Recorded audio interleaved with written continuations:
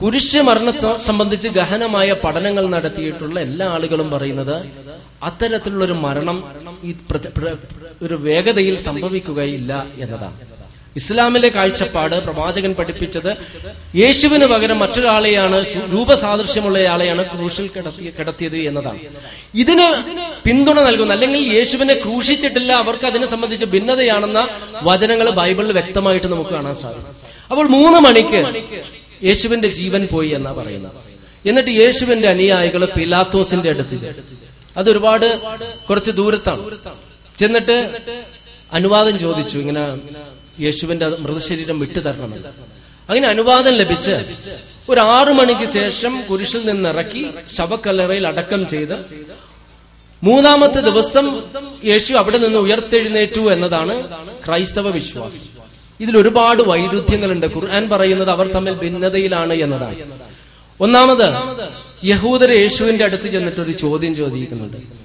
താങ്കൾ ഒരു അത്ഭുതം ഞങ്ങൾക്ക് കാണിച്ചു തരണം, താങ്കൾ പ്രവാചകനാണ് എന്നതിന്റെ ഒരു അത്ഭുതം. അപ്പോൾ യേശു പറയുന്നത്, ഞാൻ നിങ്ങൾക്ക് ഒരു അത്ഭുതം, ഒരു കാര്യം പറഞ്ഞു തരാം. യോനാ പ്രവാചകൻ കാണിച്ച അത്ഭുതം. യോനാ പ്രവാചകൻ മത്സ്യത്തിന്റെ വയറ് 3 രാത്രിയും 3 പകലും കിടന്നതുപോലെ ഞാൻ ഭൂമിക്കടിയിൽ കിടക്കും എന്ന് യേശു പറഞ്ഞതായിട്ടാണ് ബൈബിൾ രേഖപ്പെടുത്തുന്നത്. അപ്പോൾ ഇതിന്റെ പ്രസക്തി എന്താണ്? 3 രാത്രിയും 3 പകലും. എന്താണ് യോനാ പ്രവാചകന്റെ അത്ഭുതം? അത് മുസ്ലിങ്ങൾക്കും അഭിപ്രായ ഭിന്നതയില്ല, ക്രിസ്ത്യാനികൾക്കുമില്ല, യഹൂദർക്കുമില്ല. യോനാ പ്രവാചകനോട് അള്ളാഹു പറഞ്ഞു പ്രബോധനം നടത്താൻ ഒരു പ്രത്യേക സ്ഥലത്തേക്ക് പോകാൻ. അവിടെ പോയാൽ പ്രശ്നമാണ് എന്ന് കണ്ടിട്ട് മറ്റൊരു സ്ഥലത്തേക്ക് പോകാൻ അദ്ദേഹം കപ്പലിൽ കയറുകയാണ്. കപ്പലിൽ കയറിയപ്പോൾ അള്ളാഹുവിന് അത് ഇഷ്ടപ്പെടാത്തത് കൊണ്ട് വളരെയധികം ഒരു കോളും മഴയെല്ലാം ഉണ്ടായി, തിരമാലകൾ ഉയർന്നു, കപ്പൽ ആടാൻ ആരംഭിച്ചു. അപ്പോൾ യോനാ പ്രവാചകന് തന്നെ തോന്നി അള്ളാഹുവിന്റെ ശിക്ഷയാണ് എന്ന്. അങ്ങനെ അവരോട് പറഞ്ഞ് എന്നെ കടലിലേക്ക് എടുത്തെറിയാം. അങ്ങനെ യോനാ പ്രവാചകനെ കടലിലേക്ക് എടുത്തെറിഞ്ഞു. യോനാ പ്രവാചകൻ മത്സ്യത്തിന്റെ വയറിലിരുന്ന് പ്രാർത്ഥിച്ചു. മരിച്ച വ്യക്തിയാണ് എങ്കിൽ പ്രാർത്ഥിക്കുമോ? 3-ാം ദിവസം യോനാ പ്രവാചകനെ മത്സ്യം പുറത്തേക്ക് കക്കി, അപ്പോഴും മരിച്ചിട്ടില്ല.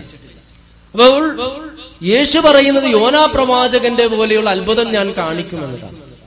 അതാണ് എങ്കിൽ യോനാ പ്രവാചകൻ മരിച്ചിട്ടില്ല. യേശു അതാണ് പറഞ്ഞിട്ടുള്ളത് എങ്കിൽ യേശു മരിക്കില്ല എന്നാണ് പറഞ്ഞത്. പക്ഷേ ദൗർഭാഗ്യവശാൽ ഇന്ന് ക്രിസ്ത്യാനികൾ പറയുന്നത് യേശു മരിച്ചു എന്നതാണ്. അതാണ് ഒരു വൈരുദ്ധ്യം. ഖുർആൻ പറയുന്നു അവർ തമ്മിൽ അഭിപ്രായ ഭിന്നതയിലാണ്. ഇനി 3 രാത്രിയും 3 പകലും എങ്ങനെയാണ്? യഹൂദരുടെ രാത്രിയും പകലും എന്ന് വെച്ചാൽ പ്രഭാതത്തിൽ 6 മണി മുതൽ രാത്രി 6 മണി വരെ, വൈകുന്നേരം 6 മണി വരെയും ഒരു പകല്, വൈകുന്നേരം 6 മണി മുതൽ പിന്നീടുള്ള വെളുപ്പാൻ കാലത്തെ 6 മണി മുതൽ വരെയും ഒരു രാത്രി. നിങ്ങൾ എന്റെ വിരലിലേക്ക് നോക്കാം. വെള്ളിയാഴ്ച 6 മണിക്ക് ശേഷമാണ് ഖബറിൽ യേശുവിനെ വെക്കുന്നത്. അപ്പോൾ ഒരു രാത്രി.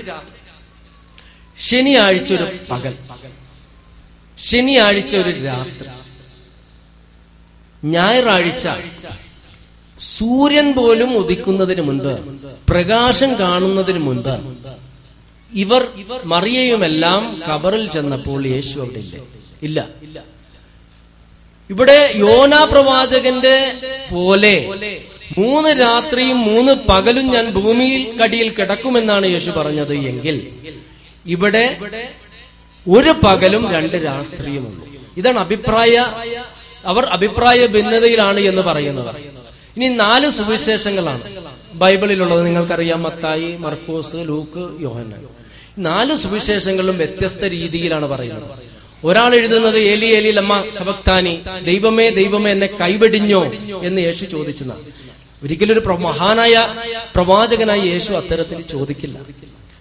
2 സുവിശേഷം എഴുതിയ ആളുകൾ അങ്ങനെയാണ് പറയുന്നതെങ്കിൽ മറ്റൊരാൾ വീഞ്ഞു കുടിച്ചിട്ട് തലചായ്ച്ചു മരിച്ചു എന്നതാണ്. മത്തായി എഴുതുന്നതില് ഒരുപാട് കാര്യങ്ങൾ എഴുതുന്നുണ്ട്. പെട്ടെന്ന് ഭൂമി ഇരുട്ടിലായി, ദേവാലയത്തിന്റെ കേർട്ടൻ കീറി, ഭൂമി കുലുക്കമുണ്ടായി, മരിച്ചവർ ഖബറുകളിൽ നിന്ന് എഴുന്നേറ്റു എന്ന് എഴുതിയേക്കും. എന്നാൽ ഇതിനെ സംബന്ധിച്ച് മറ്റു 2 സുവിശേഷക്കാര് അതിനെ സംബന്ധിച്ച് എഴുതുന്നില്ല. നിങ്ങളൊന്ന് മനസ്സിലാക്കണം, ഇത്ര പ്രാധാന്യം അർഹിക്കുന്ന ഒരു കാര്യം രേഖപ്പെടുത്തുന്നില്ല. ഇവിടെയും വൈരുദ്ധ്യം. പിന്നീട് ഞായറാഴ്ച വെളുപ്പിന് വന്നവരെ സംബന്ധിച്ച് ഒരു സുവിശേഷം എഴുതിയ ആൾ എഴുതിയേക്കുന്ന ഒരു മറിയ വന്നു, മറ്റത് 2 പേര് വന്നു, 3 പേര് 3 സ്ത്രീകൾ വന്നു. ഒരു കൂട്ടർ ചെന്നപ്പോ കല്ല് മാറിക്കിടക്കുന്നതായിട്ട് കണ്ടു. മറ്റൊരു കൂട്ടർ എഴുതിയേക്കുന്ന ഇവര് സ്ത്രീകൾ ചെന്നപ്പോ അവരുടെ മുൻപിൽ വന്നിട്ട് കല്ല് മാറ്റപ്പെട്ടു. അങ്ങനെ ബൈബിളിലെ ക്രൂശീകരണത്തിന്റെ 4 പരിശോധിച്ച് കഴിഞ്ഞാല് വ്യത്യസ്ത രീതിയിലാണ് എന്ന് നമുക്ക് മനസ്സിലാക്കാൻ സാധിക്കും. ഇവിടെയാണ് ഖുർആൻ പറയുന്നത് ഈസാ നബി അലൈഹിസ്സലാമിനെ യഹൂദർ ക്രൂശിച്ചിട്ടില്ല, കൊന്നിട്ടുമില്ല, അള്ളാഹു ഉയർത്തുകയായിരുന്നു. ഇതിനെ സംബന്ധിച്ച് അവർ തർക്കത്തിലാണ്, അവർ അഭിപ്രായ ഭിന്നതയിലാണ് എന്ന് 4 സുവിശേഷങ്ങൾ പഠിച്ചാലും മനസ്സിലാക്കിയാലും നമുക്കറിയുവാൻ സാധിക്കും.